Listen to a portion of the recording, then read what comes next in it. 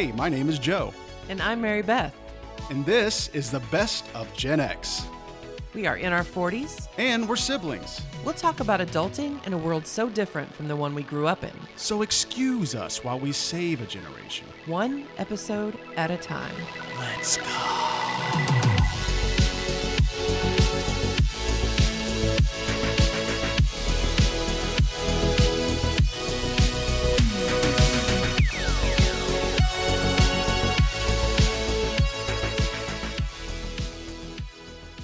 Hey, Joe. Hey, Mary Beth. How are you?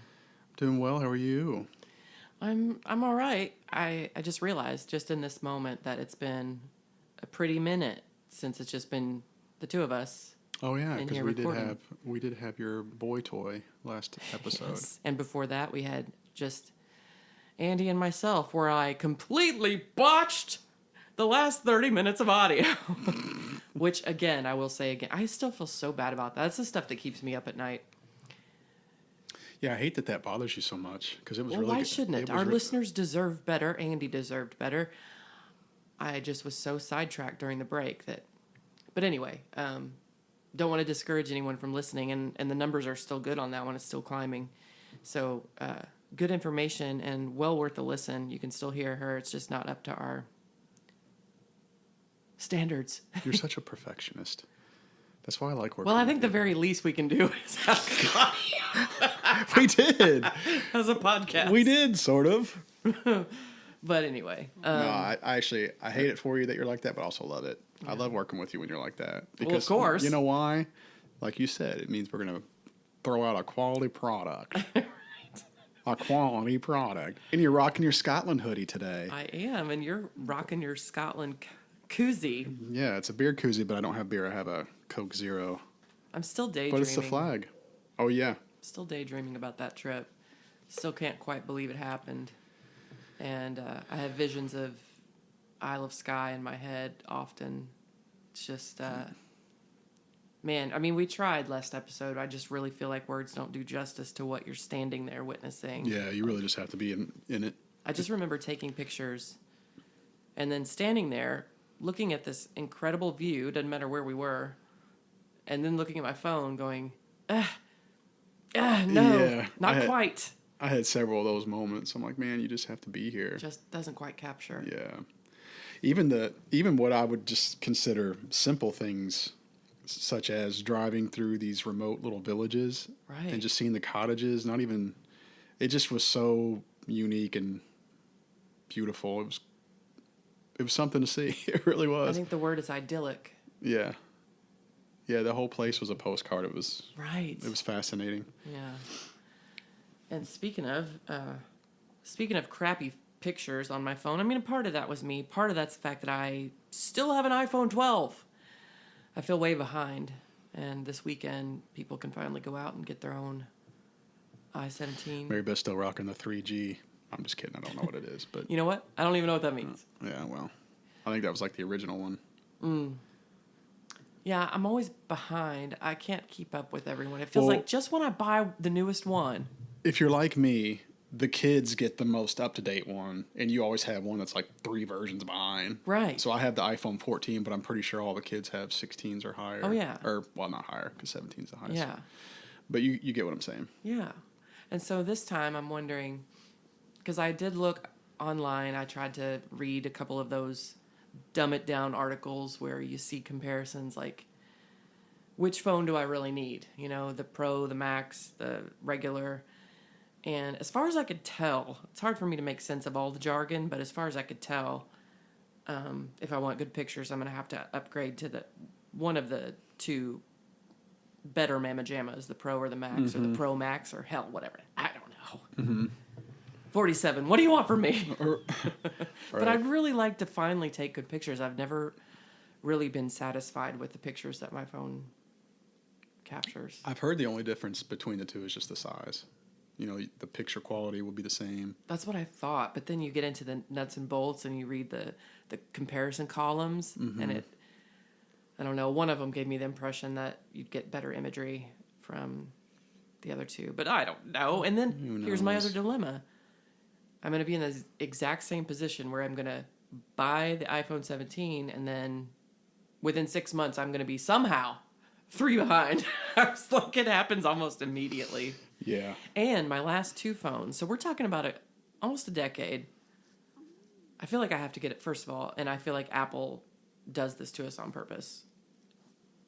Like, you have to upgrade like every 2 or 3 years because your phone starts acting wonky. This morning, for example, when you were coming to pick me up, I didn't get a text until we arrived at your house. Now tell me, well, why is that happening? But that's the kind of stuff I run into just around the time they're rolling out a new phone. I don't know if you've noticed that, but I've noticed that. But the last 2 that I've purchased, almost within 24 hours, I have cracked the screen. Even with a protector. Oh, How do I do that? Mary Elizabeth. How do I do that? You live such a haphazard life. I'm fearless that way. I don't have cracked screens. You think I would wake up every morning and put stilts on Well, and go about my day? You would think out of the 2 of us, I would have all the cracked screens because I'm incredibly clumsy. going. I'm clumsy. I'm sorry about that for you. Can't relate. Yeah, so I guess I'll be getting one of them soon. Well, maybe that's what I'll do as well. Maybe by our brunch we'll have new phones. At least I think I'm planning to before then. I wanted to, but see, my husband's work schedule's Tuesday through Saturday. It makes it tough. Well, you know what? Enjoy your iPhone 4. So here's a question. Okay. Since we've been back from the great country of Scotland, yeah, do you feel any different in terms of like how you feel? Because you know how when you go on trips, especially 10 days, and you're eating so different, right. Or at least I did. Mm-hmm. I'm usually like, when we went to Carolina Beach, I was really strict. I ate well. I did too. And when I was in Scotland, man, it was just like no holds barred. It was like no rules. I ate all the fried food I can get my hands on, all the chips/fries, beers, desserts, gelatos, Italian foods. So my question is, do you feel like you're regulated and back to normal? Like, do you feel like you're reset a little bit? As much as I can be, but my situation is a little weird because I'd say mid-August or early August, I finished what I had of Zebbound, and my insurance company suddenly stopped covering Zebbound and is making all the patients like switch to Wegovy. So I'm forced to do like 8 weeks or so of Wegovy, and I'm gaining because Wegovy is just not working for me. It's completely different, and I think that I can be exempt. Like, I think I can be one of those special cases, especially given my 80-pound weight loss over the year. I think they'll... But well, that sucks it's not working for you. Yeah, and it's not only is it not working, it's making me ravenous. But here's the thing. I love that word, by the way. It's making me ravenous, but you still get the nausea that comes with these kind of shots. Mm-hmm. I don't get it until after I eat. So I'm starving, and then I eat, and then I'm like, ugh. Usually that nausea kind of carries it, you carry it with you. And that sounds terrible, and like, who would want to do that? But it's not like, for me, the side effects haven't been like, oh, I'm so nauseous, I feel like I'm going to throw up constantly. It's unpleasant, and it wears off, midweek. So it's not like I'm not eating when I'm on Zepbound, but I just eat smaller portions. Wegovy is very different, and I'm having a hard time adjusting. So to answer your question, I gained a little bit of weight, maybe 3 pounds on the trip, which I shouldn't have because we were walking continuously. Yeah, no doubt. Right. We walked a lot, which I think actually helped my knee, to be honest with you. Yeah, probably. But I am not used to... I don't like big meals in the middle of the day. And we had lunch reservations. We had dinner reservations. I don't either. I never eat heavy Give during me the day. a granola bar and maybe an apple, and I'm good till dinner. Same. So that was really my problem. I was just not liking the... I mean, of course, I love food. I enjoyed the culinary experience, but... I love food. But I just felt full, too full, especially with the beer, because I don't drink a lot of beer anymore. Mm-hmm. So I just felt really, really full and bloated the whole time. And so, yeah, in that respect, I feel back to normal. Eating our crappy food, like as if American food is any better for you. Yeah, I mean, I asked because I have certainly felt back to normal in terms of I don't feel full every second of the day. I don't really drink a lot while I'm at home. It's mostly social things or if I'm at a dinner with someone or out of town, whatever. So I really, while I have it here, I don't really drink a lot, so that helped. But yeah, I kind of got back to that sort of light feeling where I'm not, hungry constantly. But what I did notice, I think we mentioned it with Josh, I think I said this. I don't think I saw but maybe one McDonald's. Yeah, and I saw Do you remember me bringing that up? I do, and it was in Edinburgh. That's the one I saw, or that I noticed at least. I think we passed one in Glasgow, but it was, again, just like far off in the distance as we were on the expressway, and I was like, hey, there's a McDonald's. Oh, it's gone. Yeah. Yeah, and I remember seeing a Taco Bell in Edinburgh, but it was never open. Yeah, exactly. So that kind of intrigued me. I definitely walked into the one in Edinburgh just to see the menu, to see if there was any differences. And there was a few, not a whole lot of difference. But it honestly kind of motivated me to say, let's have an episode about fast food, our experiences with it as kids, as Gen Xers, as we grow up into adults and have kids, and how our views might have shifted, or how it's so different with our kids versus when we were growing up. How much do we utilize it as kids versus now as adults?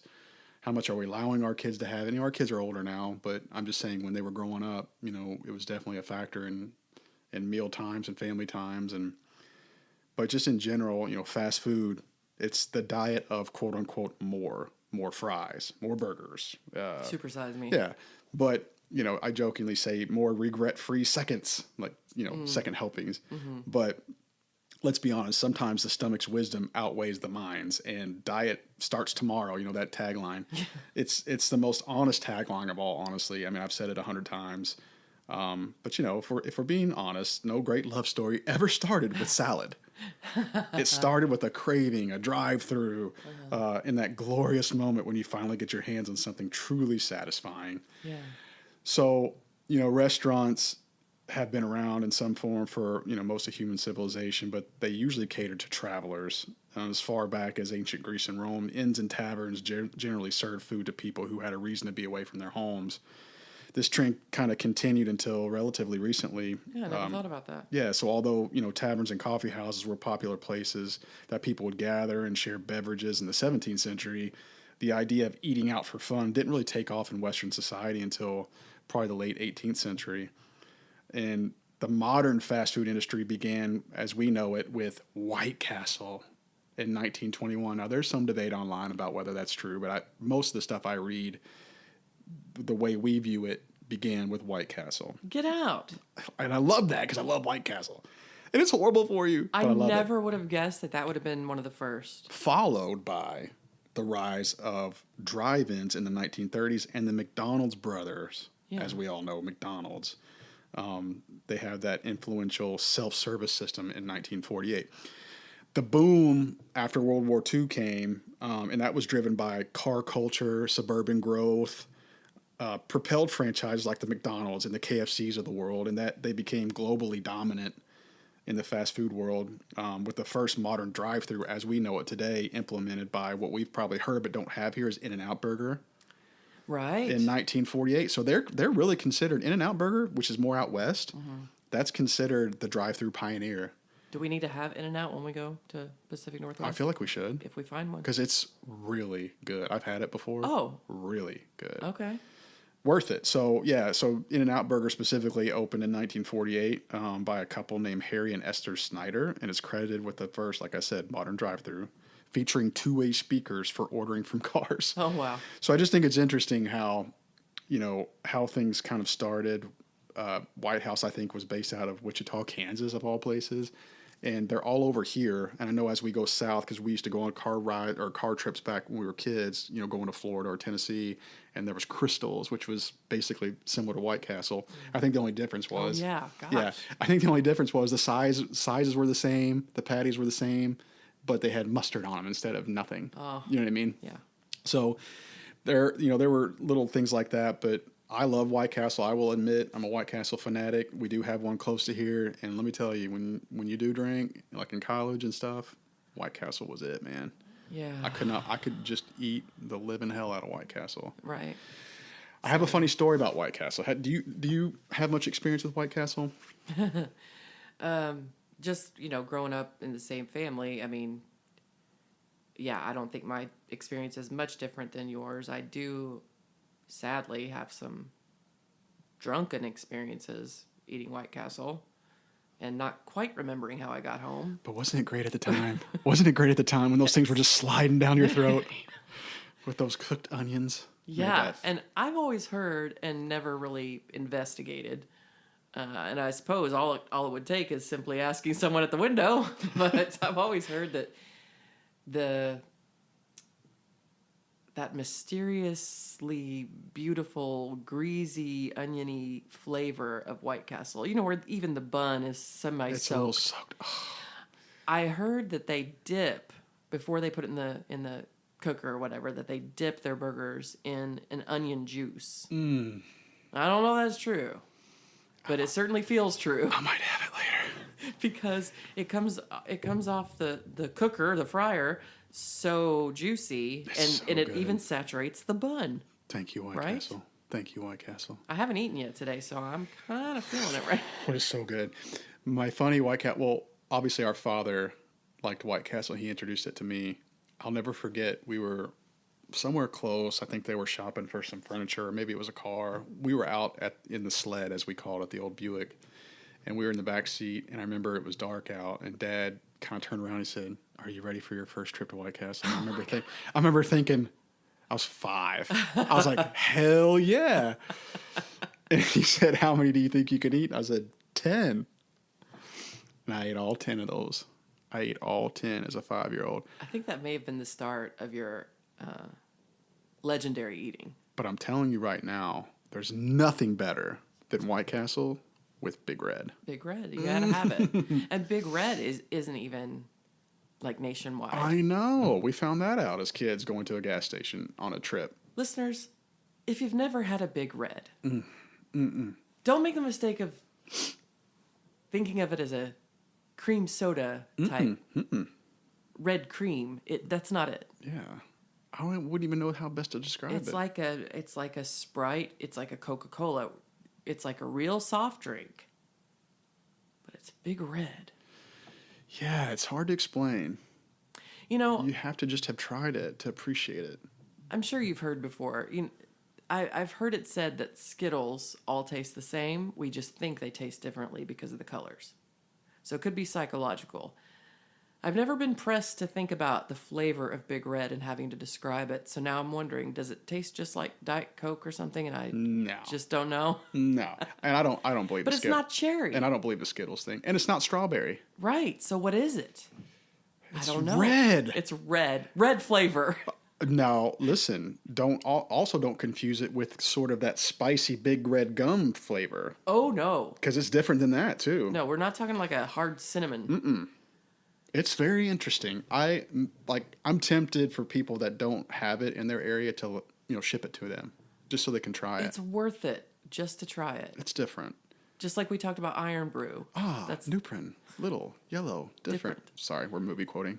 Yes, Iron Brew in Scotland. We tried that, and we said it tasted like a bubblegum flavor. Gum, yeah. You gotta try Big Red. If you come to the States, you gotta try the Big Red. Gotta try the Big Red. If you know, you know. Right. So White Castle and Big Red, amazing. I have a White Castle memory. I think it was a White Castle memory. Oh, hit me with it, because I have one more funny one. Okay, and if I'm wrong about this, I'll have to rethink my entire childhood. Is White Castle not the place that Grandpa Ledbetter took us to? That was my other story. Okay, well then allow me. Do it. Don't remember why, but we were with Grandma and Grandpa, and I feel like we were just with him that day. Yeah, I don't remember her with us. I remember just us 3 and Grandpa. She was probably at home cooking normal food. He took us to White Castle in the drive-thru, and we were so tickled because he honestly acted like he had never done it before, and we were so little, And we were just giggling our butts off in the back seat, going, "Grandpa, I can't believe you don't know how to order from a drive-through." Yeah, he's like, "Where do I go? Where do I go? Who do I speak to? What do I talk into? Who's hearing me? How they hearing me?" Yeah. And we were like, "The speaker's right there." And it was so funny. But I remember us looking at each other like, "Oh my God, Yeah. can you believe he doesn't know how to do we this?" did exchange glances in the back seat like, no way has this man never done this before. And what a fun feeling it is for, 5-year-olds to think that they're teaching their grandparent, their elder, something. Now, The naivete. Now, our dad will insist, and has always insisted, that Grandpa knew exactly what he was doing. I believe that. But that was just his style to get us I believe that 1,000%. But I believe it 100% as well. Yeah, as young kids, we bought into that. But for many years, we bought into it. Can you believe that? I remember the glances we And it made. makes me want to turn back time and give Grandpa a giant hug. Exactly. Like, dude, you're cool. He was so classic. He was. What a legend. Oh, I do have one more quickly. So my fraternity had a road trip to Chicago for some conference. I say conference, I laugh as I say it because it's, you know what we did while we were there. And so we're in this hotel and our whole chapter went and, we had some drinks and we had a pledge named Big Will because he was obviously big. And there was a White Castle nearby and I had several. So I got my money out and I said, "Hey, Big Will," I said, "go to White Castle and get 20 cheeseburgers," and I spouted off a couple other things. And he goes, "Oh, man, I really appreciate that." And I go, "Oh, no." I go, "That's just for me." Oh, my God. And guess what? I ate them all. Did Big Will get any? I think I got him a few. But I tore into that. So, yeah. So, I mentioned franchises. So, there was a franchising boom in the mid-50s that saw the explosion of fast food as a result of, like I mentioned earlier, increased car ownership, growth of suburbs, and interstate highways. We both know, from our parents and from history books and stuff and shows that, the interstate highway system was a big thing in the 50s and Eisenhower. So all of those things contributed. And I've even heard Dad tell stories about, lost opportunities of him getting in on some stuff that's big now. Mm-hmm. And he always regrets not pulling the trigger. With our uncle. We'll get into the particular fast food place that I'm talking about, but yeah, just interesting how big those have become and how many opportunities there are and how many just in general there are now. It used to just be a main 2 or 3 that you'd hear about, but now there's just all these new ones popping up. You have your Jersey Mike subs, you have your Penn Stations, you have your different burger places that are not just McDonald's. We had Druthers as kids. Remember Druthers? I was going to say, that was my earliest. Yeah, that was our earliest fast food. Andy Dandy. Yeah, instead of Ronald McDonald. Yeah, and it's where the Dairy Queen is now. Yeah. In our town we grew up in. I still think about that. Every time I drive past the Dairy Queen, that's where the Druthers was. I think about it too. And it was the only... And it was very similar to a McDonald's. I mean, it was like coming to America's McDowell's. Exactly. Okay, so in every respect, it was just like McDonald's. I don't even know if that was a nationwide chain. I never thought it was. Never heard of it outside of here. Listeners, let us know. Was there a Druthers in your area growing up? Yeah. But one of my earliest memories is from Druthers. I was invited to some kind of somebody's birthday party. I don't remember the friend. I want to say it wasn't a close friend because I remember being dropped off and really missing my mommy.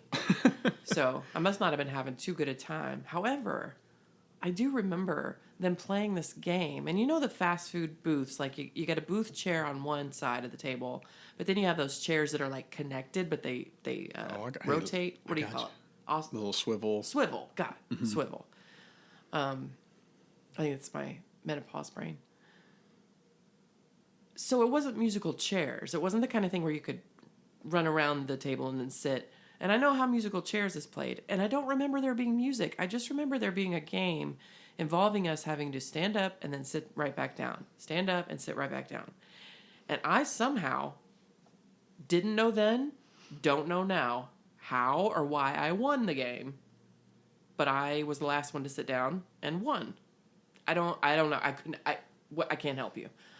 I won a little beaded coin purse, like a little change purse, a colorful beaded. I remember that, and I remember not eating because I was so shy. Mm-hmm. I was so painfully shy growing up, and so easily embarrassed, which is funny because like nothing embarrasses me anymore.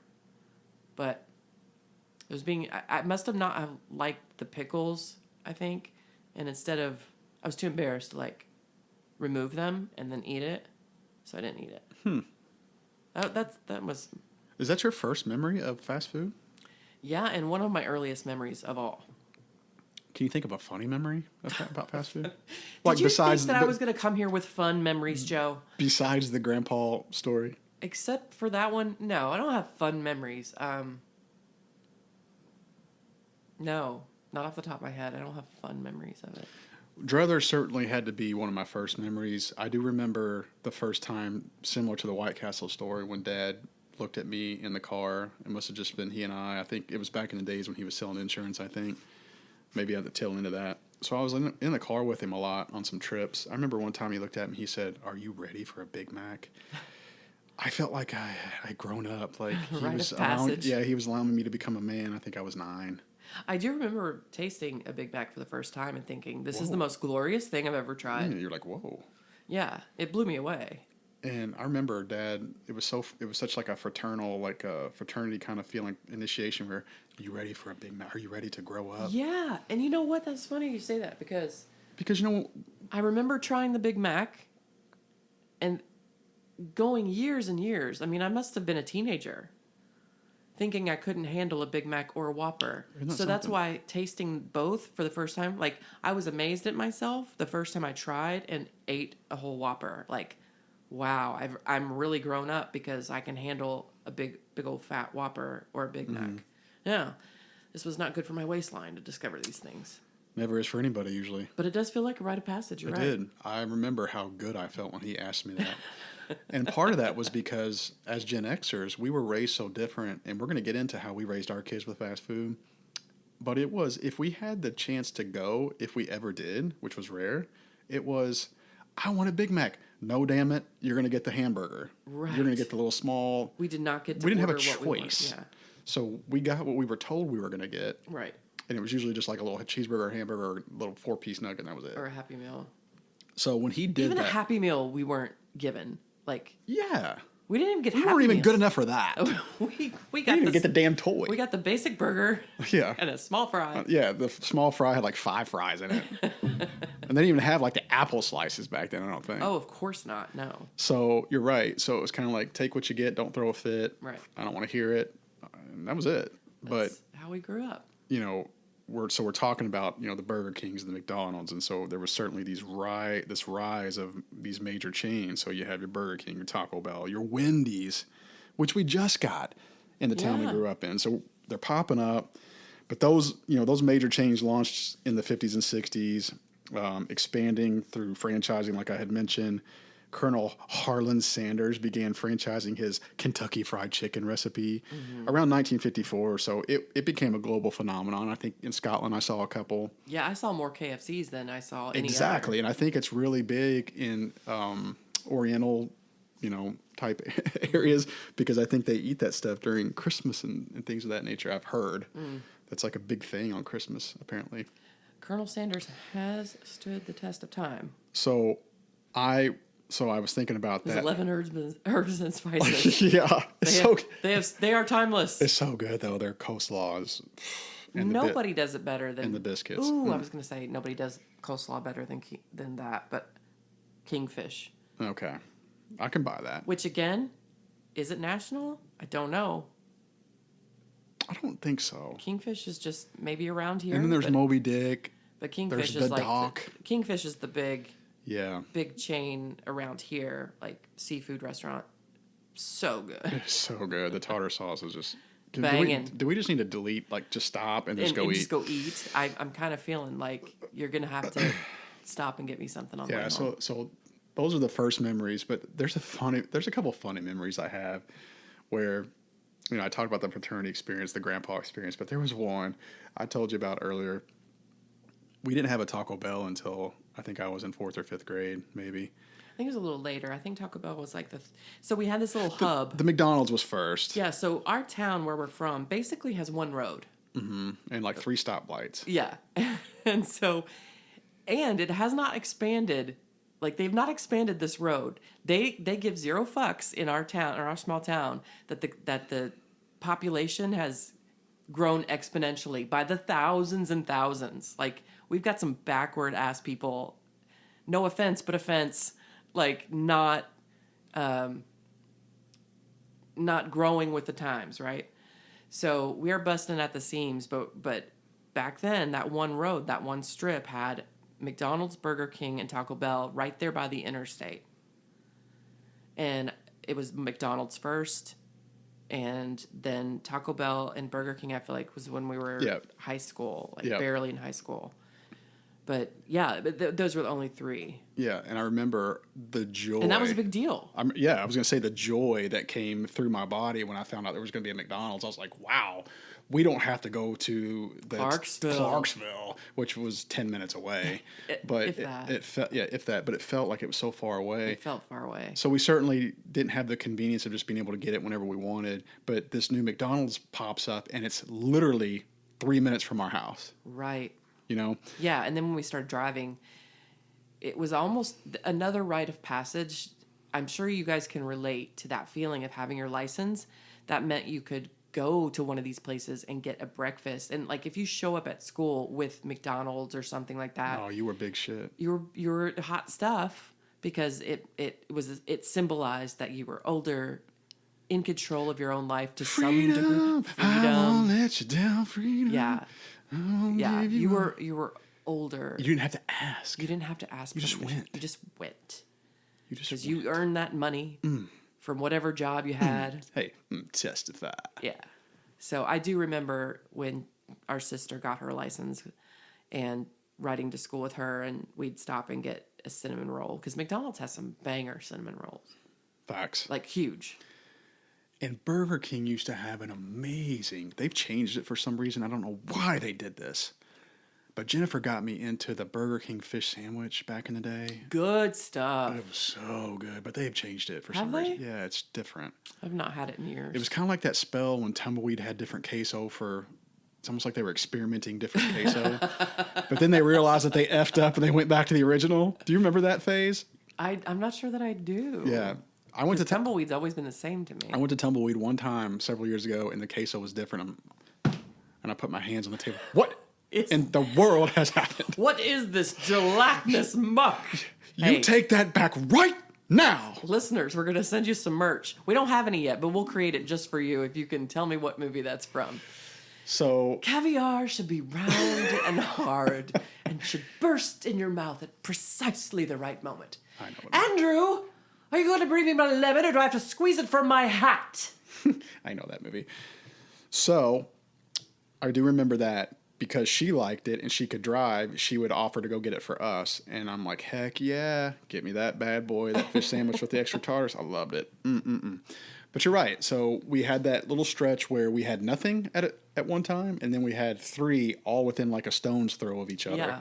And that was a big deal. It was a big deal. And then we finally got like a Papa John's. I remember that. I was pretty young then. Our sister worked there. So, yeah, so we definitely saw a rise. KFC wasn't as big to us as kids, obviously. It was more of like a home cook, older sort of generation. That was for the older people. Yeah, exactly. You'd walk into you could walk in today to any KFC and it looks like Shady Pines retirement home blew up. The Villages. A place for mom. But this funny story I was going to tell was Brandon, who you know, who I graduated with in high school. We played basketball together, and Taco Bell was really new at the time. One of the funniest people I've ever known. One of the funniest people. And he coaches the team now. In fact, he's the high school coach. So, good dude. Good record. Should we mention? Good record. Very good record. Probably going to go down as, statistically the best coach that's ever come out of our school. And what's his state? Didn't he take us to state? They won twice. Twice. Should have won 3 years in a row, but COVID. Right. We would have won that year. Because they only lost one game that year, and it was to a 4A school. That's right. We would have won, So anyway... So he's come a long way. He's come a long way from this story. Since the little scabby-kneed goofball that I grew up with. That I used to take home from school. And he chewed on a piece of rabbit that his dad hunted and they cooked, and he chewed on a piece of rabbit for 2 hours straight on purpose when I was at his house. Just to say he could do it. and he drove home from high school one day from his passenger seat.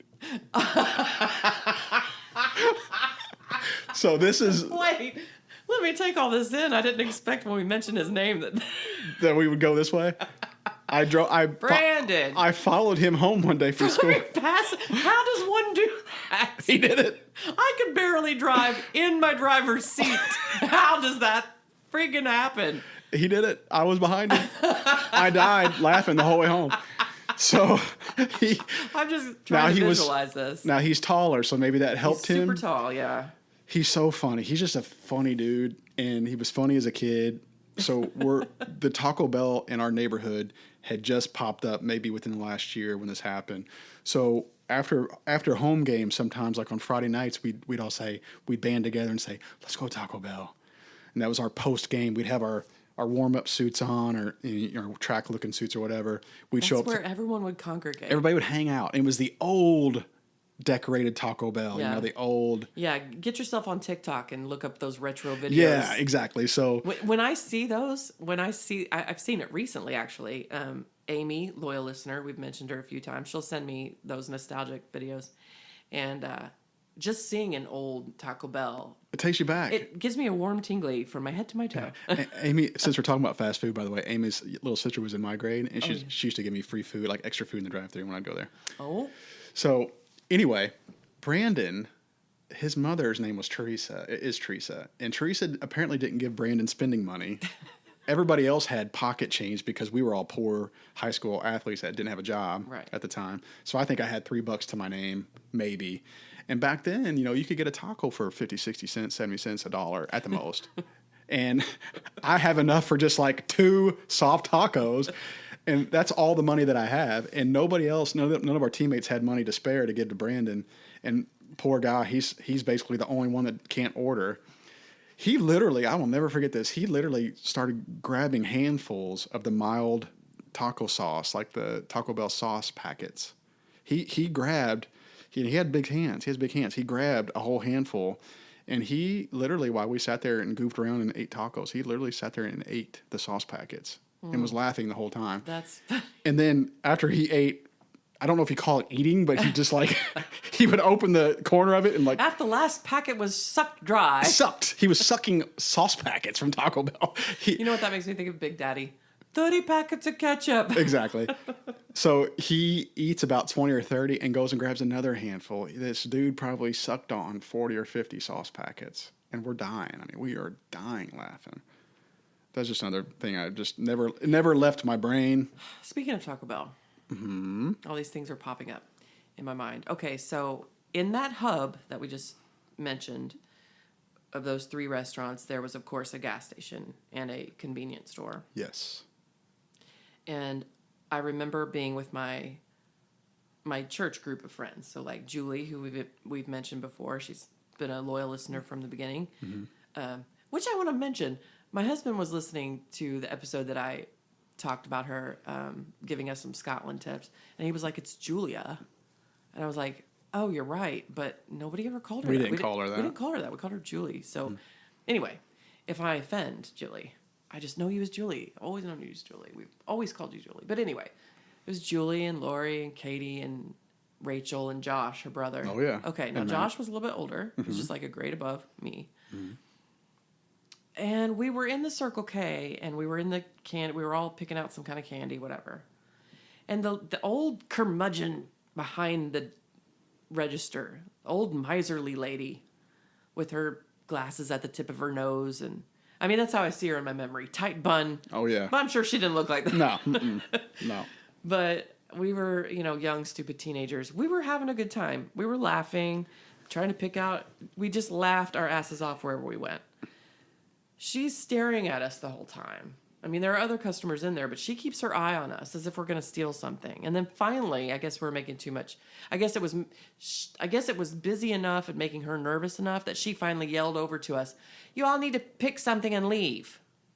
Right? Because we're teenagers and we're more likely to. I was so offended by that because I knew she was watching us, and I was like, "Why? We're just having fun. We're laughing. Like, why would she accuse?" There was accusation in her voice and in her tone.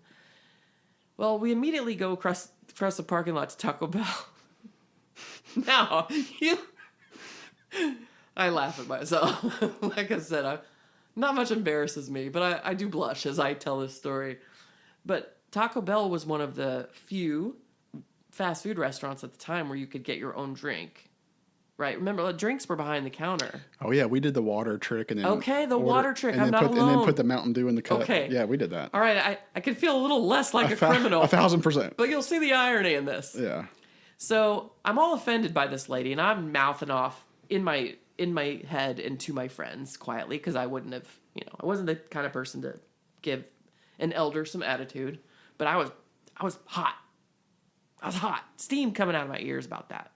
Because we were not thieves, I didn't like being treated like that. Anyway, but we got that label because we were young and silly and goofy. So we go to Taco Bell. We make our order. I order a water, as we do.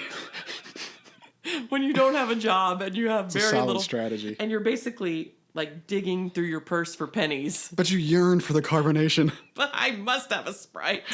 Right. So I go over there and I discreetly get my Sprite. Josh is getting his drink at the same time, and he goes, Marybeth, and he got salt of the earth guy, heart for God. Like these were my church people. My convictions began with this group of friends, and he's like, you just made a big deal out of that lady being suspicious of us. And you're stealing. I was like, I'm not stealing. Come on. It's just a squirt of Sprite in my little tiny cup. And he was like, no, but really. And he wasn't like being rude about it, being mean about it, being judgmental even. It was just very... Just keeping you honest. It's soft and loving way. And I'm 47. I still remember that. So it was a teachable moment for me. And of course that was kind of, in the early days of me waiting tables. I mean, I started to understand more and more what pilfering is. Pilferage. And that was just an example of it. You work at a place and you pop a pickle in your mouth and, over time things build up. Oh, I have stories. Yes. So that I'm not proud of. But these are things you don't think about when you're a young and stupid kid. And so he was absolutely right. I mean, I came out of that store with such a chip on my shoulder, and then I go right across the parking lot and steal a Sprite when I ordered a water. And so that's just something that has always stayed with me. So Josh, thank you, because that began, things, well, you don't think are wrong. Everybody does it. It's fine. What is this big what you got?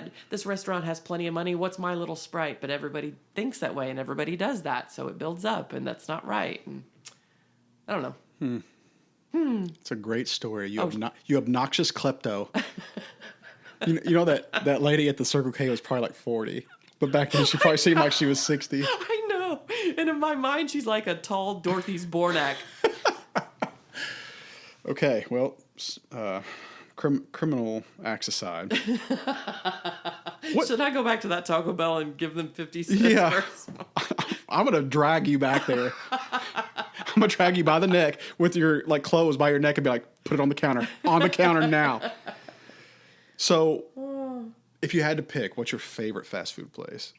You have to have one. Everybody has one. I had one going into this discussion, and might I say, well done on the heavy lifting. This is the first time that I've just kind of shown up. I told Joe when he picked me up, it's been a week, it's been a couple of weeks, and I just was feeling kind of uninspired, and I said, I'm taking the Joe approach today. And you go, what, winging it? I said, precisely. Oh, you're going to be aloof today? So coming into it, I did think that I was going to say Chick-fil-A. It just seems like, first of all, the service is second to none. My pleasure. My pleasure. Anywhere you go.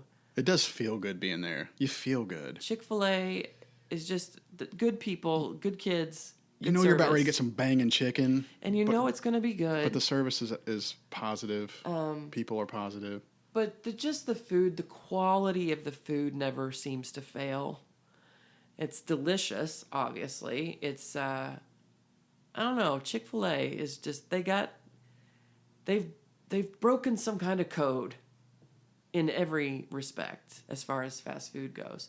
However, Moments ago, you mentioned Penn Station, and my mouth started to water.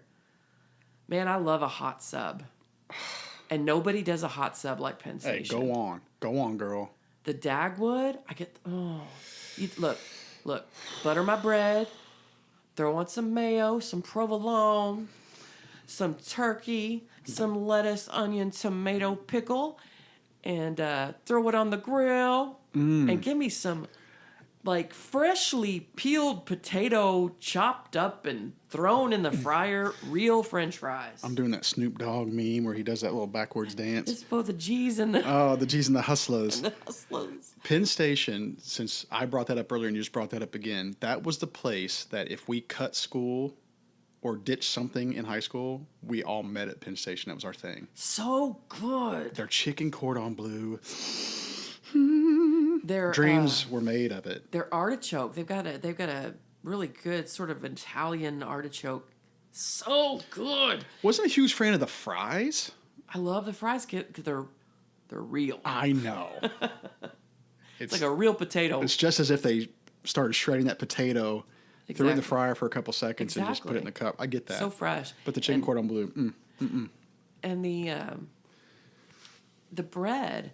See, I was gonna say, like, back in the day when we were older, I'm saying like late high school / college years. I was all about Subway because it just felt healthier. And of course, then, we've learned in recent years that they make their bread out of yoga mats. I mean, the bread, and not to knock on Subway, let me be an equal opportunity hater. The food quality of these places it has so deteriorated in recent years that I can't even say I like Subway all that much. I mean, you have to tear like a bear in the woods, like you're pulling flesh from a human being. Like the bread's always so damn stale. Doesn't matter what location I go to, but Penn Station is always hot and fresh. Yeah, I wish there were more. There are a few around here, but I love a Taco Bell Mexican pizza. Oh, girl. So I don't know. What about you? I struggled with this question. This was my own question, and I struggled with it. Ooh, and a McDonald's double cheeseburger. So listen, I am very loyal. I'm a loyalist to McDonald's. Always have been. I feel like I should be part of some fan club. Yeah. And I have so many points from their app that I get reminders that some of my points are going to expire. You haven't been here in a while, Joe. Your points are going to expire. I get the email that says your 5,000 points are going to expire. But I have 20 to 30,000 points. I'm going to explain why. Because I've been on this fitness journey for a couple of years. I eat a lot of McDonald's and will say, well, why would you do that? I don't do the bread. Right. So, I did that so I'll get 2 or 3 little double cheeseburgers and not eat the bread and I'll feel full. And I love it. And I'll do that almost 3 times a week for my low carb stuff. And so I'm racking up all these points. I did the same for many years. But I do. I use it so much I get those alerts. Your points are expiring soon. So then I'll go get it and use the app, which is interesting that I'm talking about using an app because we certainly didn't experience that, as kids because there was no internets, apps. So everything's just so different from that respect. I'm a Gen Xer who has not been able to make the app transition when it comes to fast food. I just recently, in the last year or two, got on it. Okay. Jack Hawkins got me on that. Okay. But, so I would say McDonald's probably I have to say. But, man, there's something about a Taco Bell Mexican pizza and beef Mexi Melt. They have done away with that. No, but listen, I get around it. Okay, tell us how you get around it because everyone. the beef Mexi Melt is champion. No matter where you're from, whatever country you're listening from, if you have a Taco Bell and you really want a beef Mexi Melt and they don't have it on the menu, you simply order a cheese roll-up and you tell them to add beef pico and it becomes a Mexi Melt. There you have it, ladies and gentlemen. Now they'll charge you a little bit to add that stuff, but I'll get 2 or 3 of those. So you found a way around the... And if you don't, yeah, exactly. And if you don't want the pico and you just want the beef and tomato. You single-handedly dismantled the system. I did. I feel like Dr. Evil. But I get that every time I go to Taco Bell and somebody's like, you can't get a beef Mexican Melt. I'm like, the hell I can. Watch me. Watch me work. And sometimes, depending on where I'm at, the person on the other side of the speaker will go, see, basically want an old Mexi Melt? Yes. And they will make it. And you know what the translation is? I see you. Yeah, exactly. They fist bumped me through the speaker. And they'll say something like, well, I got to charge extra. I go, charge me anything, whatever you wish. I still want it. I love that question. Even at normal, like, sit-down restaurants, when they say, okay, there's an upcharge for that. Do I look like I care? Yeah. I want what I want. Yeah. Give it to me. Charge me whatever you see fit. Oh, dang, it's an extra $1. Well, in that case. Yeah, I'm not one of those people. No, so. And if you are one of those people, what's wrong with you? Yeah. Order what you want. So I have to say Mickey D's one. I have to say Taco Bell close second. Honestly, if I was going, I know I didn't ask for top 3, but if I'm going the third, Wendy's is pretty fresh tasting. I was going to say Wendy's. I dig me some Wendy's because you can get the chili and the frosty and the and their lettuce always seems fresh. Their lettuce seems just fresh from the fridge. Yeah, it doesn't seem like it's that bagged up lettuce that sits too long. Nice, chilled, hard, crispy. Yeah. Got the nice bite to it. So, I'm happy that our town that we grew up in finally got one of those. But every time I've been there, which is rare, it doesn't matter if there's 1 car or 10 cars. It takes the same amount of time. No, it just takes, the drive-thru takes like a half hour. I noticed. I pulled up one time, I was like, oh, only 1 car. I didn't get my food for a half hour. Oh, I got another one. for So you. I don't like that part. Well, let's just close on this. We'll go to a break after this, but I want to mention Steak and Shake. Folks, you done did it. If you've never had a Frisco melt from Steak and Shake, that's the only thing I get there. You haven't lived. It's the only thing I get there. It's as if we're related. But you know what I get? You know how I change it? How do you change it? I sub out the Swiss, because I'm not a big Swiss guy. I sub out the Swiss and get American. I love it the way it is, but I do sometimes order like lettuce and tomato with it. The Frisco melt, it's as if someone took a grilled cheese and then added a perfect patty. Like a smashed burger patty. A smashed burger patty. Inside of a grilled cheese. And then dipped the whole thing in butter and then fried it up. Oh, so good. The Frisco melt. I feel like I got to have one. And in fact, when Josh calls me on his way home from work and says, do you want anything? I'm going to say, bring me a Frisco, baby. And he's probably going to think, that's so random. But is it? Is it? We had just talked about it. All right, so let's take a break. When we come back, we'll get some hot takes, and we'll continue on this foodie journey. For sure.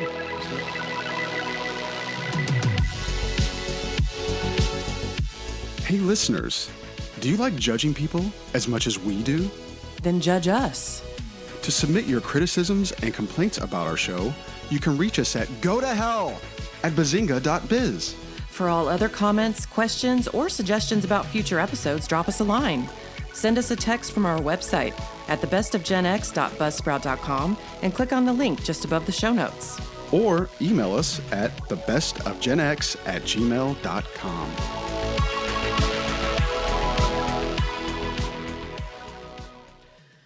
And we're back. Don't have any exciting updates to speak of. But you know what time it is? What time is it? Hot takes. Hot takes. Time for some hot Party takes. time. Excellent. What you got? Let's see. Ladies first. This has been on my mind for some time. Got a real problem. I'm going to call out. You have this real pensive look on your face. National Geographic, Discovery, and especially you, Travel Channel, get your together. The programming is unacceptable.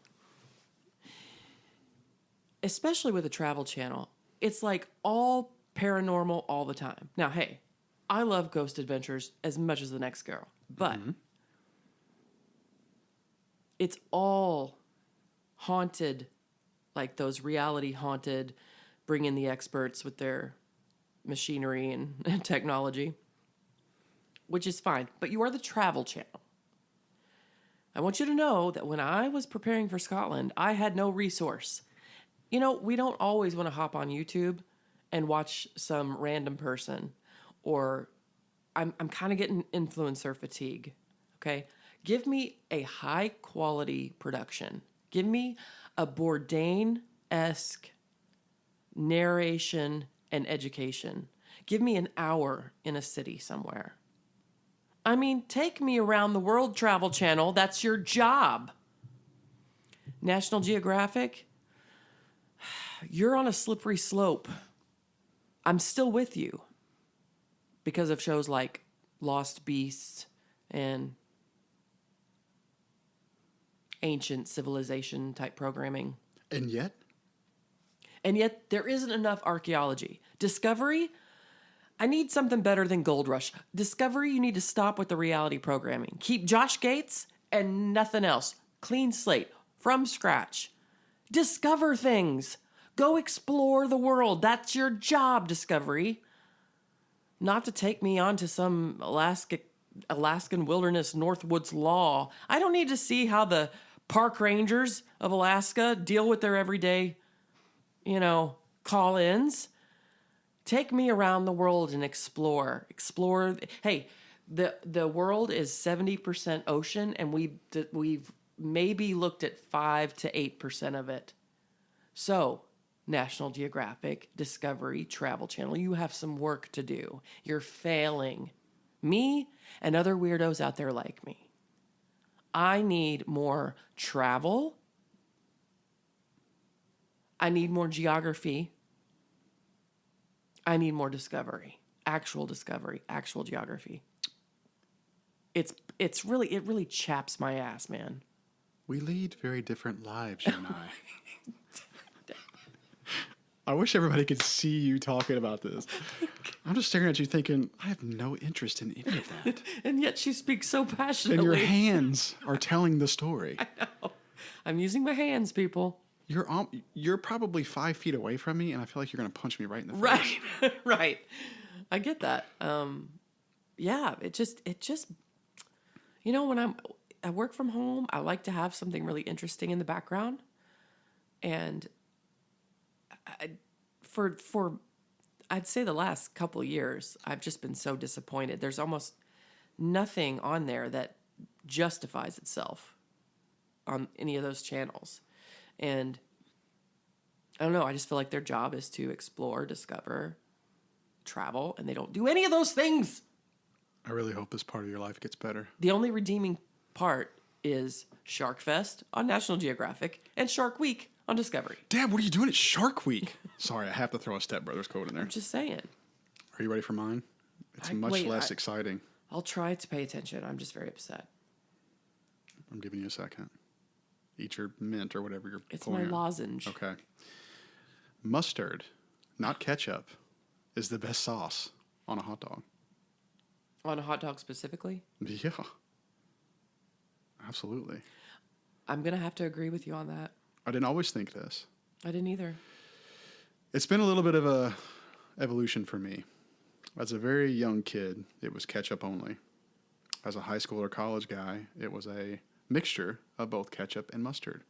As I've gotten as a wise adult, it's mustard only. You have more sophisticated taste buds. It's mustard only. And that, my friends, is what makes a hot dog. Mustard only. Fight me. You know who I think you'd really like? And not just because you said this, but they're actually a fun follow. Shelby and Dylan on TikTok. They're a really cute Southern couple, young, like two little ones under the age of Thanks, Mary Beth. 4. Thanks for the compliment.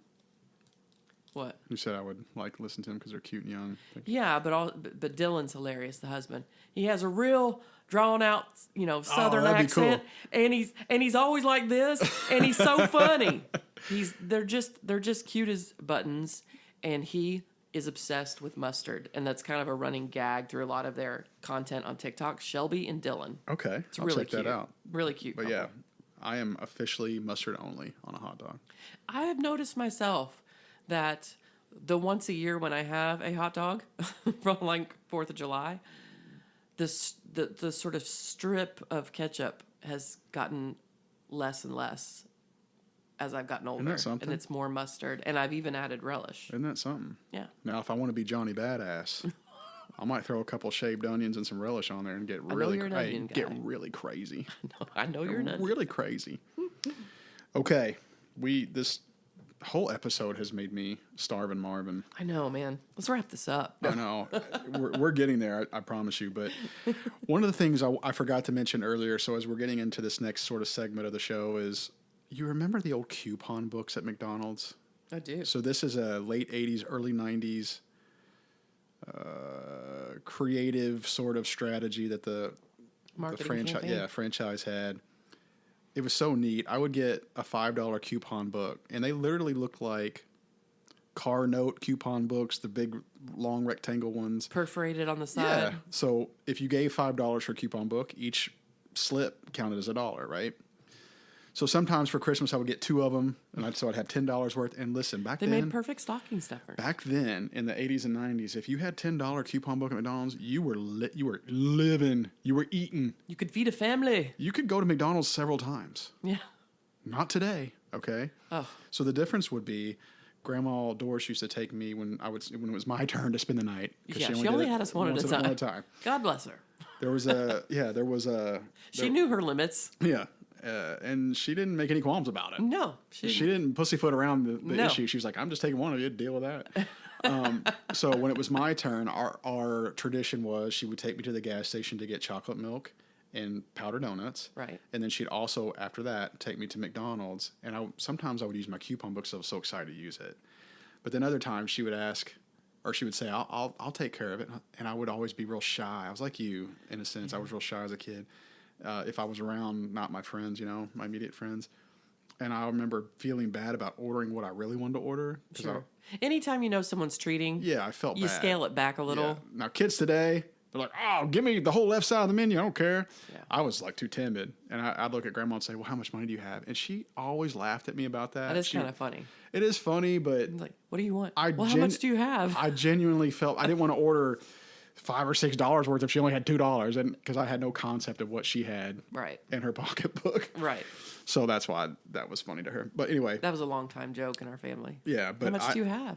But I used to love, one of my favorite stocking stuffer type gifts for holidays was coupon books at McDonald's, because people knew I would use those things. And to this day, it's always a go-to for Mom, like just a little additional gift that you want to tack on to your normal gift, is to get her some gift cards from McDonald's, because we've had a long family obsession with McDonald's Diet Cokes. Now, ladies and gentlemen, you may have scoured the depths of the internet to find debates on this topic, but they're happening. These conversations are happening. It's cracking a cup. They've been happening for many years. There is a sect of the population that knows the truth. There's something going on. There's something about McDonald's Diet Coke specifically. It's not their other soft drink. Their Diet Cokes are the best fountain Diet Cokes one could find on the face of the earth. We've looked into this, our family. We've looked into it. Mom has investigated herself.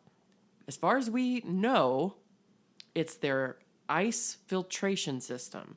There's something special about not only their syrup to carbonation ratio, but specifically their ice purification filtration system, where it doesn't muddy up the flavor of the soda. There's nowhere else on planet Earth where you can get a Diet Coke from a fountain that tastes so good, so crisp, so on the money as McDonald's. Amazing. I can't add anything to that. Okay. But I do remember the coupon books, and just we mentioned the price difference from when we grew up as Gen Xers. You could get a Big Mac meal for $3.14 after tax, I think. Or no, maybe it was the 2 cheeseburger meal with fries and a Coke was $2.99. After taxes, it was $3.14. I think the Big Mac might have been like $3.40. I can't believe you remember that. That's bringing up. It's jogging in my own memory. I'm like, you're right. That $3.14 balance. Isn't that something? Yeah. So amazing that you could get 2 burgers, fries, and a drink for $3.14. Think about that now. You go to a McDonald's drive-thru and you look at their menu. A sandwich by itself, doesn't matter what sandwich it is, ain't none of them less than $3.50, $4. Not one. Yeah. Maybe a McDoubles $2.87 or whatever. And a lot of places have value menus where you can get maybe like a junior Whopper for $3, or I don't know. So I think the difference in the price from when we grew up to pay for things is it's crazy to think about. And Yeah, it's you funny used because to think you were saving money, yes, but in recent years, you've noticed like this. We may as well just go eat out. but I remember Dad saying, "Well, when I was in high school, a Big Mac was a quarter, Yeah. and I'd eat two of those, and I had 50 cents. You know, I'd have 50 cents to eat two of them." And wouldn't that make people sound so old? But here we are. Yeah, and so I'm When like, I was young, yeah, I'm doing what Dad did. I remember when a pack of Marlboro Lights was 95 cents. Yeah, but so $1.05 with tax.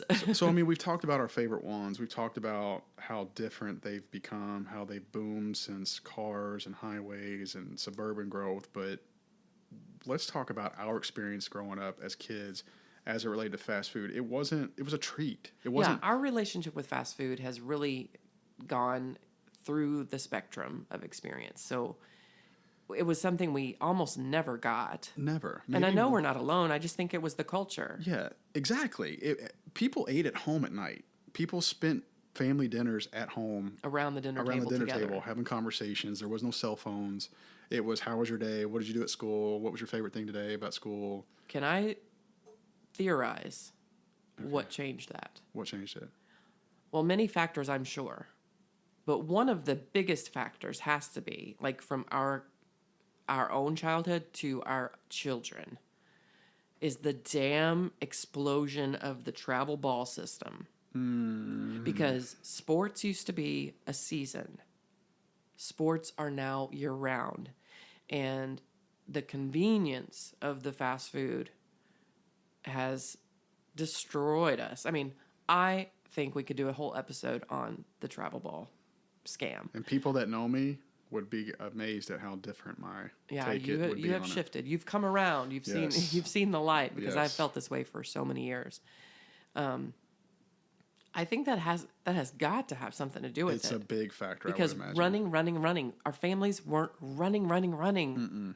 Even if we were involved in theater, in sports, we still managed somehow to come home to a home-cooked meal around the same time every night and have dinner together. It's a big factor, I would imagine. But think about how fragmented the family has become. Yeah, I hate how normal that's become. I know. Honestly. And I would suspect it probably contributes to a lot of divorce. Yeah, I mean, how can we make the connection? Are we overanalyzing by making this connection? And I would say no. Because I just think it's so simple to connect the dots. Like I said, we know it's many factors. It's not just one thing, but I feel like it's a perfect storm of the culture shift where it's just hustle, hustle, hustle all the time, on the go, practices, games, tournaments, your weekends are consumed, your weeknights are consumed, and we're just too busy, and we're too busy to cook, unfortunately, and so the families are being pulled in different directions. There's just no time, and it's all about convenience. And what has that done us? And here's another certainly not any favors. And here's another thing it's hurt. Financially, it's burdened families because, and you might, at the time, families don't think, well, it's $10 here, it's $5 here, it's just a little what value meal here. But I'm telling you right now, I used to do this. I would go back to my checking account statement, and I'll be like, I'm just curious to see how much I've spent this month. And I'm telling you, some months it was, and I'm talking specifically when I was raising kids when they were little. It was $500 a month on fast food or sit down restaurants. Yeah, I mean, it was $500-600. You would think, well, maybe they're saving money because they're not doing the grocery. No. These families are doing both. Yeah, you're doing They're both. spending $100 to $200, $300 on groceries a week, and then going out on top of that. Whereas our mother cooked what she bought. Yes. Every night. Yes. So I think that's contributed to financial hardships, which has contributed to families divorcing because they're having arguments about money and all that kind of stuff. And outside of the fact that they're not together on the table. And you're eating, yeah, exactly. You're eating on the go so much. It's awful. It's terrible. And so that's fragmenting the family unit just in so many, and health, obviously. Yes. I mean, I used to make the joke that, unfortunately I had to co-parent with someone outside of my home, and I didn't get to put my foot down. And I wish I'd had more courage in a lot of ways for a lot of things. But I didn't have the courage to put my foot down about certain things that I really felt strongly about. And, half of her my daughter's family is go, go, go, coaching, and I get it, busy lifestyle. But I used to say the girl will not eat anything unless it's deep fried and handed to her through a window. Yeah. And you couldn't really establish your rules and standards outside of the confines of your own. Yeah, like here's how I expect you to eat at home, because I did cook a lot when I was teaching and a single mom. But it turned her into such a picky eater that now my child is having, my 20-year-old is now having weight struggles herself. I know a lot of kids like that where they will only eat, and I'm talking 20-plus-year-olds that will only, well, I say 20-plus. It's gone on since they were young kids, but they're now over 20 years old still eating the same way. They'll only eat chicken nuggets and pizzas. And it's something I try not to think it's too crazy. much about. It's sad. It is sad. It is so sad. And I beat myself up about it. No, I wouldn't. But we've failed. Our generation has failed in that respect. And so that's kind of where I was going, was the difference between us as Gen Xers was every night eating at the table, every single night. I bet you, I'm not exaggerating when I say if we went out to a fast food place, and I'm not talking about restaurants, I'm talking about just fast food drive-through places. I'm not talking about sit-down Mexicans or whatever. Maybe twice a year. I remember maybe going to McDonald's twice a year. Yeah, maybe. This wasn't a thing. It just was not a thing. Dad didn't yearn for that kind of food. Dad wanted the home cooked stuff, so that was a factor too. But as kids, you're thinking, I'd rather have McDonald's than this stuff. As adults, I've completely flipped. If I have the choice between something Mom's going to make on the stove versus a McDonald's, I'm going with that home cooked meal. So now I understand where Dad was coming from. Yeah, exactly. But it's just so different now, like you said. And I'm guilty of it too. When my kids were young and playing sports, we probably ate out 4 or 5 times a week, easy. Well, and sometimes multiple times a day. Mm-hmm. Sometimes we'd have breakfast at McDonald's and then have Taco Bell for dinner. I mean, it was awful. Yeah. On top of buying groceries every week. Yeah. It's tough, man. Yeah, you need the groceries because you're feeding a team. Yeah. Because it's your turn as the group parent to bring all the snacks. Well, we got to have snacks at home to snack on. It's right. That was a big fail. I hate that. That we still haven't. I think we're just now seeing some of the consequences of. Yeah. Like I said, my daughter is on weight loss medication too, and that's my fault, and it's her dad's fault, and we're all guilty of that. We're all guilty of it. I admire, our friends like Joe and Andy, because he's a cook. They're very disciplined about how their family eats. Yeah. And I respect that a lot. When I'm over there, he'll even say, you give them a choice. Go ask Lila if she wants McDonald's, if you want her to pick you up some, or him to pick you up some McDonald's. And I'd ask Lila, she's like, ugh. Yeah. Like, exactly. Dad's making this. Exactly. If I had taken more time, because I've just never, I'm a pretty good cook, I will say. I just don't enjoy it. And I've never really enjoyed it. And so as Mallory got older and busier, I got busier and I didn't feel like cooking. Yeah. So it goes back to the convenience thing. It takes time and effort. It takes time and effort.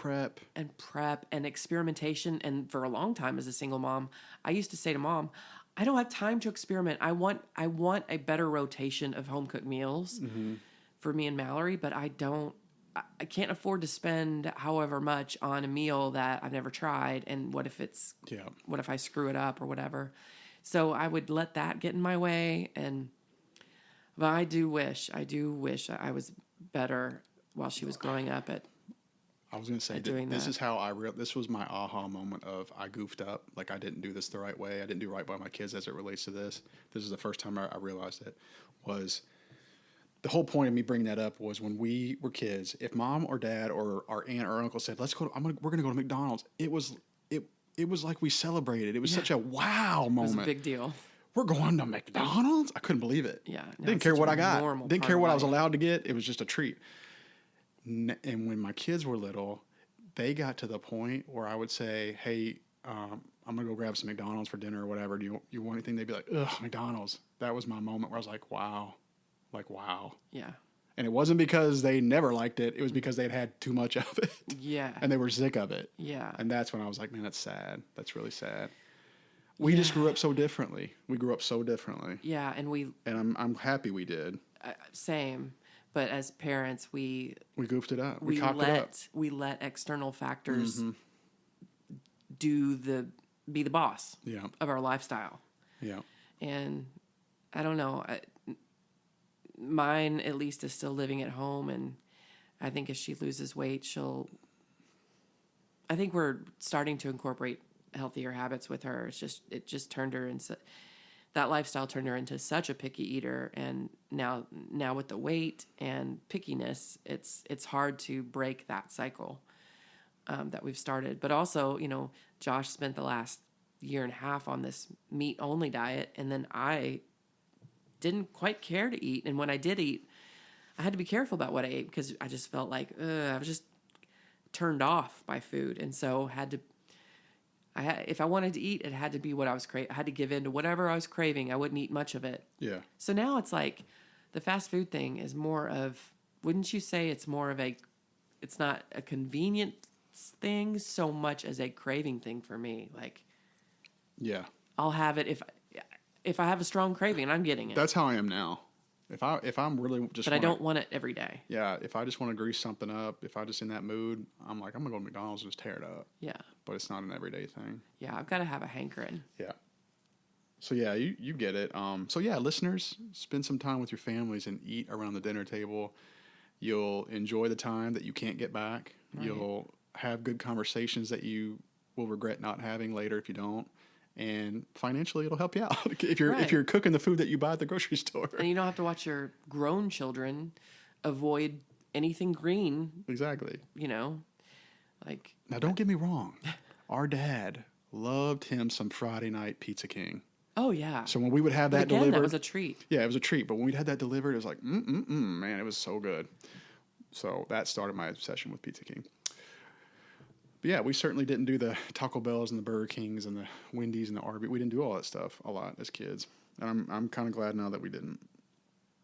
Okay. After my Steak and Shake, after my Frisco melt that I'm going to have tonight, Josh doesn't know yet. I'm a little jealous. Then I'm gonna rededicate myself to staying away from fast food. My diet starts tomorrow. Did I say that earlier? Yeah. Okay. I'm gonna stay away from the fast food. And we haven't even talked about the automation. You walk into a McDonald's or a Taco Bell now, and they have the kiosks or whatever you want to call those things. You know what? That should have been my hot take.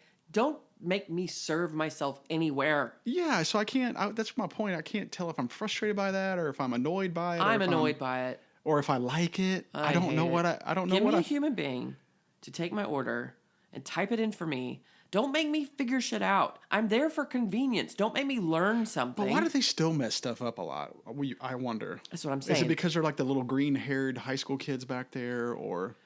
I mean, I still get stuff wrong almost 80% of the time. Right, and it's almost like, I don't know. We could have a whole episode on how customer service has gone downhill, but it's like you show up, you pay more, and you're expected to do half the work. And they still get it wrong. What are we doing?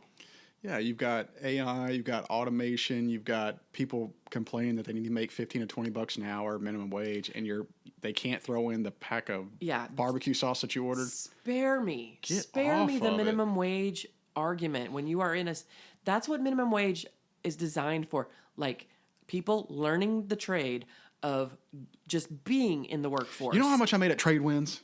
$3.95 an hour. Okay, like, I get inflation, prices change, whatever, but spare me the minimum wage, like living wage bullshit, because we are showing up to places more and more having to do things ourselves. Like, you want more money an hour to, first of all, do what literally a monkey could do, and still getting it wrong, and still making us do half of it. Like, even at the grocery store, I don't like the self-checkout. I mean, I only do because there are typically fewer lines where the store around here. But I'd still prefer to go through a lane and have someone ring it up rather than stand there and wait when something goes wrong. I hate it too. I just don't like not being paid for the work I'm expected to do. That's all I'm saying. Exactly. Okay, so here's something not fun to think about, but funny to ask. That's a good way to close out the show. Yeah, you're on death row. Guys, I've had these thoughts. Everyone, Mary Beth's on death row. Pray for her. It's your execution day. Yeah. Mary Beth, you always have a last meal request. And they get you anything you want. What's your last fast food meal request. Has to be fast food Has to because be this fast is the food. topic. Oh, and, honey, you have to be specific, and it can be a mixture. Yeah, well, you know that I'm a true crime junkie, so I mean, not in the last 2 years. I've protected my peace in that way. I've spent so many years on crime documentaries and serial killers, and so fascinated by all of that I've had this conversation in my head with myself the last week because it's such an eerie thing to think about. But I won't dwell on the sad part of it. We'll just, for shits and giggles, I'll play along. If it had to be fast food, I would probably want Mexican pizza, extra tomatoes, extra taco sauce from Taco Bell. So got to have the Mexican pizza. I'm probably going to want a McDonald's double cheeseburger. I'm going to want some Penn Station hot turkey sub with some fries. And lots of dipping sauces now. I mean, I'm going to need the barbecue, the honey mustard, the ranch. I'm going to need some Chick-fil-A nuggets. I'm going to need a good salad. Oh, wait. Hold on. Boo. Yeah. Salad for your last execution meal? Come on. I'm going to need a few bites, but I'm slipping into other territory because I hate fast food salads. I think they're the worst. So I better scratch that one. But honestly, that's one of the things that I missed. And maybe I mentioned that on the last episode when we talked about Scotland. As far as food, the one thing I wanted to race back to America for was a good old-fashioned salad with good ranch dressing. Was hard to come by. And some raw friggin' vegetables. Jeez. Crime a Netley trigger. Have you covered them all? Have I covered them all? Ooh. And some Otis Spunkmeyer cookies from Subway. Oh, so you went desserts too. I gotta have some dessert, and it doesn't get better than a hot Subway, fresh out of the oven chocolate chip cookie. Hey, Penn Station has even more, like beefed up, gourmet type, like big fat chunk chocolate chip cookies, nice and warm. It's a solid menu. It really is. And maybe some Qdoba chips and queso. I've never been on the Qdoba train. I'm not either, but I need some chips and queso for my final meal. Okay. So I'll throw it in there somehow. Yeah, I mean, it's your meal. You're the one about ready to get executed. You can have whatever you want. Oh, and a Frisco, I could mention, and probably a Dairy Queen Cappuccino Heath Blizzard. Thank you very much. Oh, wow. That's good. Those are good. What are you eating? I think I'm going with a Big Mac. I've got to get a fresh order of McDonald's fries. And I have to have not barbecue, but this is going to seem odd. McDonald's has the best tartar sauce. If you haven't tried it. They do. So I'm dipping my fries in the tartar sauce. And by the way, can I just complain for a second? I've never understood why people would hear that, and if they enjoy both the fries and their tartar sauce, why they would be like, "Ew, gross." Why they don't want it together? I mean, if you like both things, wouldn't it make sense that they taste good together? Wouldn't you think? No. You don't? Of course not. I mean, that's why I don't want pineapple on my pizza. Okay. Well, anyway, it's good. Don't knock it till you try it. Yeah. That's why when it comes to pizza, I want it to taste like pizza, not a cheeseburger, not a buffalo chicken dip. Okay. Fair enough. So I'll go Big Mac, fresh McDonald's fries right out of the thing, tartar sauce at McDonald's Diet Coke. I'm going Mexican pizza. I'm going beef Mexi Melt. I'm going Arby's fried chicken sandwich. Yes. With the little thin lettuce with the tomato and I like that. And then the old school Burger King fish sandwich. Yes. Dessert. You know, I always liked the cookie dough and Reese's Cup Blizzard mix. I always liked that. Honestly, McDonald's has a great vanilla ice cream cone. It's for some reason tastes fresh, or the vanilla tastes different, or it's colder. I don't know why I like it so much. My husband would be upset if I didn't mention this since you brought it up. It's a running joke, nationwide at least, Okay. that the McDonald's ice cream machine is always broken. Always. I saw that online. There's a whole thing about it. Yeah. Like, there's a whole forum So it's not dedicated to it's this not just stuff. a Sellersburg It's location. not just us. So yeah, I think those were my big ones. I mentioned that I do like Wendy's because of how fresh they taste. Maybe I would throw in a Wendy's chili. Their chili's pretty good. Yeah. That would be mine. Dude, it's been nice, but I have to say I'm starving Marvin. Well, what if I threw a couple slogans at you to end it? Okay. Could you come up with them? Probably. We have the meats. Arby's. You remember the old, where's the beef? Yes, from Wendy's.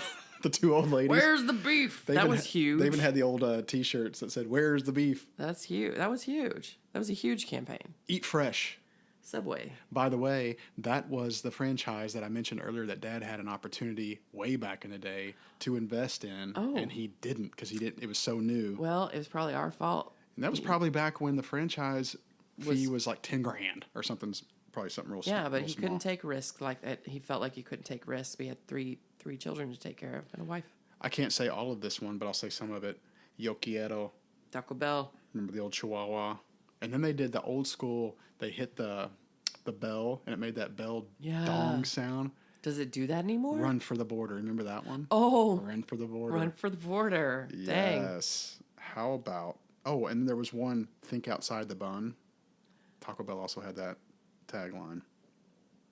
Have it your way. Burger King. Yes. But when you try to special order, they go all upside down on you. I think I may go there to get that crown. Remember the old Burger King crown? The paper crown? Yeah. Let's hit that on the way home. Made me feel important. I'm being quite serious. So you want a Frisco melt later in Burger King? You're doing exactly what we're telling listeners not to do, is eat fast food twice in one day. Because everything starts tomorrow. Well, here's one. Ba-da-ba-ba-ba. I'm loving it. McDonald's? Yeah. That one's been around. That jingle's been around, I think, for a minute. Yeah. Do you remember, no, your nuggets? Yes. But I think that was KFC because they were just starting. I agree. Remember KFC had Chicken Littles? Yeah. I really liked those. Chicken Little. Chicken Little. I remember that jingle. See, I don't remember that one. Chicken Littles were the bomb. They had, like, you deserve a break. I just said the bomb. Yeah, you deserve a break today. I remember that one from McDonald's. Man, the old 80s McDonald's commercials were classic. And that's back when they had the old ashtrays at McDonald's and the sandwiches came in those styrofoam.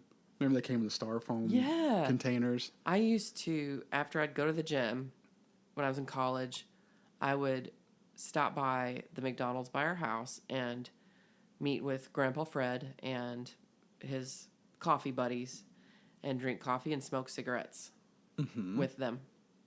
They expected me. It was like once a week. I'd meet them for coffee and cigarettes. Interesting. I miss Papa. I do too. He looked in some fast food every once in a while. Yeah. Now, our dad...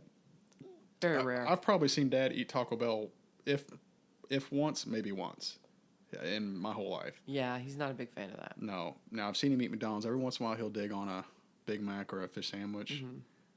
But I really don't think I've seen him eat much fast food outside of that. It's just not how they were built. Still to this day. Well, this was fun, Mary Beth. I agree. It's made me quite ravenous. Me too. Although I'll just take the bread off anywhere I go. So you're eating fast food, but not In the traditional sense. right. Well, thank you so much for listening to another piece of the Gen X experience worth saving.